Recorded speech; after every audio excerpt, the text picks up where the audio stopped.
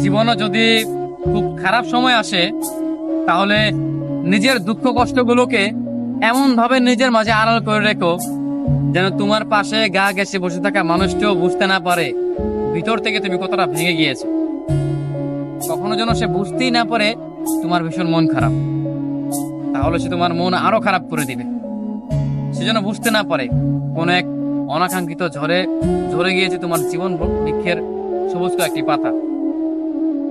সে যেন বুঝতেই না পারে তুমি ভিতরে ভিতরে ভেঙে গিয়েছো, এটা যেন সে বুঝতেই না পারে। অতঃপর নিজেকে বোঝাও, শক্ত হও।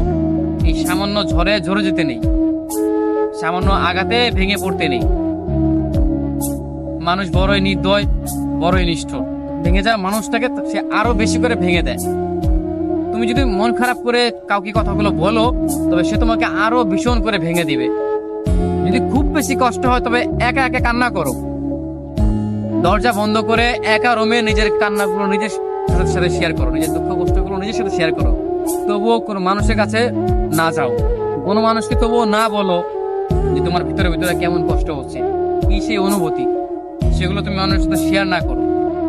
কারণ মানুষ বড়ই নির্দয়, বড়ই নিষ্ঠুর। তারা ভেঙে যাওয়া মানুষগুলোকে না বাঁচিয়ে উল্টো তারা আরো বেশি করে ভেঙে দেয়। কারণ তারা জেনে যায় যে এই মানুষটা কেন কান্না করে, এই মানুষটার কেন এত দুঃখ, কি নিয়ে তার এত যন্ত্রণা, মনের মাঝে সুখ নিয়ে কেন, সেই জিনিসগুলো দিয়ে তারা এই মানুষটাকে আরো ভেঙে দেয়।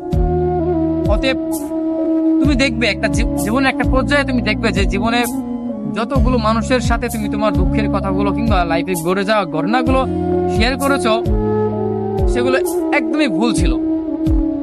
নিজের কাছে নিজের দুঃখ কষ্টগুলোকে জমা করে রাখো। যতই কষ্ট হোক, কান্না করেও, কান্না পাচ্ছে নিজে নিজে কান্না করো, কাউকে দেখানোর প্রয়োজন নেই।